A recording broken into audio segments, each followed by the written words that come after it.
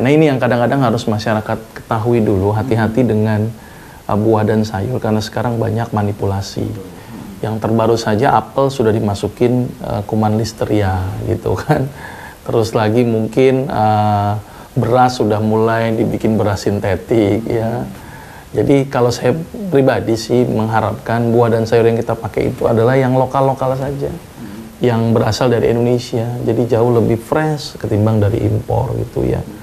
Nah terus apa buah apa, ternyata banyak sekali di sekitar kita yang kadang-kadang kita anggap ini sepele, tapi ternyata ini bermanfaat. Nah kita akan coba nih kaji satu persatu, jenis buah apa, jenis sayur apa yang bermanfaat dari sisi kesehatan dengan dosis tertentu. Yang pertama sebagai contoh, saya akan mencontohkan seperti buah pisang dulu. Ini sederhana ini, makanan yang sering dikonsumsi oleh masyarakat, bahkan bayi yang sudah mulai makan dikasih pisang. Padahal di dunia kedokteran nggak diajarin, tapi nenek moyang kita udah melaksanakannya. Kenapa nenek moyang kita pakai pisang? Ternyata nenek moyang kita ini memiliki perilaku yang melihat kondisi alam. Jadi alam dilihat, kemudian diaplikasikan ke dalam hidupannya. Jadi belajarnya begitu. Beda antara dunia kedokteran. Kalau kedokteran kan berdasarkan scientific base, dari input-input masyarakat diteliti. Kalau masyarakat zaman dulu kan nggak ada mereka pengalaman penelitian, apa yang di alam mereka gunakan.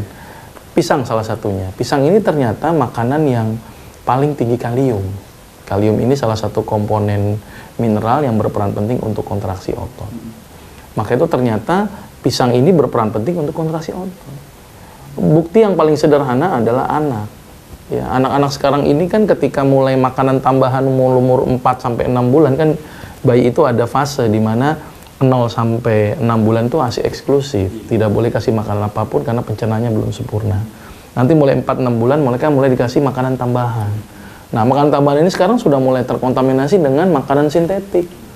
Padahal orang zaman dulu pakai apa? Pisang yang dikerok gitu ya. Kenapa? Apa hubungan dengan pisang? Ternyata kaliumnya. Maka itu kenapa kalau kita ngelihat perilaku binatang yang doyan pisang, apa contohnya? Monyet gitu ya. Mohon maaf ini, monyet itu ternyata luar biasa. Mereka habis lahiran, mereka langsung bisa gelantungan itu anaknya, mencangkram ibunya gitu ya, tanpa nunggu 9 bulan untuk berjalan gitu ya. Nah, inspirasi itu mungkin diterapkan oleh nenek moyang kita supaya anaknya cepat jalan seperti monyet gini nih, biar cepat kasihin pisang. Ternyata pisang berperan penting untuk kontraksi otot. Nah, kemudian vitamin K selain fungsi kontraksi otot apalagi? Ternyata vitamin K ini berperan penting juga untuk menurunkan tensi. Maka itu kenapa salah satu pengobatan penurunan tensi itu dengan banyak mengkonsumsi kalium dan mengurangi natrium.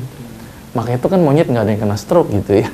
Oh, itu gara-gara makan pisang mungkin. Jadi makanan yang tinggi kalium bisa mencegah resiko timbul kejadian stroke. Karena kalium yang tinggi itu berperan penting untuk menurunkan tensi karena melancarkan metabolisme. Diharapkan kalium banyak, natrium bisa terbuang.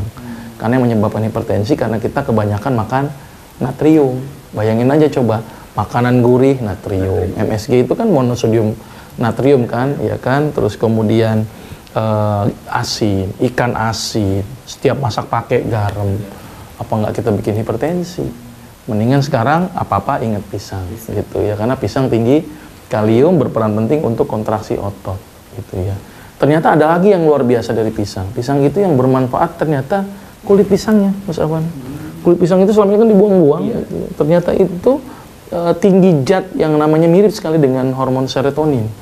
Semacam neurotransmitter di saraf yang berperan penting untuk transduksi si saraf itu. Dan ternyata banyak sekali terdapat pada pisang. Tapi tidak semirip gitu ya. Dan ini diteliti bahwa ternyata serotonin ini berperan penting dalam proses sinyal di saraf itu sendiri. Maka itu kalau bisa sih, kalau doyan gitu ya, makan pisang sama kulitnya gitu. Tapi nggak mungkin. Nah, maka itu dibuat namanya es krim dari kulit pisang, keripik dari kulit pisang. Itu kreasi-kreasi mereka gitu ya. Ternyata pisang ini bermanfaat dari sisi menambah unsur serotonin yang berperan penting untuk transmisi saraf gitu ya. Dan makanya sebaiknya kalau makan pisang itu kan ada yang apa sih halus-halusnya itu jangan dibuang, harusnya dimakan. karena nggak mau makan kulitnya, seratnya dimakan lah, Seratnya aja gitu ya. ya. Kulit luarnya boleh. Ya silakan kalau doyan gitu ya. Tidak menyebabkan kematian kalau makan kulit bagian luarnya gitu ya. Manfaatnya juga sangat besar ya. Sangat bagus bagian kulit pisangnya itu. Gitu. Untuk syaraf tadi. Saraf salah satunya, karena dia merupakan membantu atau mengandung seperti zat yang mirip sekali dengan serotonin. Serotonin itu zat yang berperan penting pada neurotransmitter. Jadi untuk transduksi atau jalur persarafan. Kalau nggak ada serotonin, persarafannya nggak optimal gitu ya. Ini salah satu pisang, dan ternyata pisang itu juga bermanfaat penting untuk apalagi dibuat untuk pembuatan vaksin, sebagai mediasi vaksin gitu ya. Bahkan kulitnya aja, daunnya aja dipakai untuk pepes gitu. Jadi banyak sekali, bahkan di Jogja ini serat-serat gedeboknya itu dibikin kain. Jadi luar biasa itu pisang. Makanya itu kenapa di surat Al-Waqiah disebutkan bahwa di dalam surga terdapat pohon pisang yang bersusun-susun. Berarti sudah disebutkan di dalam Al-Quran. Sangat aneh kalau umat Islam tidak senang pisang gitu loh.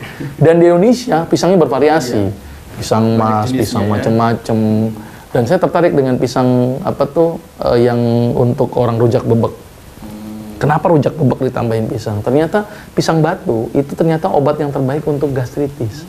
Dia mampu menutupi lambung. Maka itu kenapa orang makan rujak bebek nggak sakit mah itu. Karena ditambahin dengan pisang batu tadi. Pisang batu itu sangat bagus untuk menutupi luka. Nah ini baru satu pisang. Ya, nanti masih ada yang lain lagi kita bahas.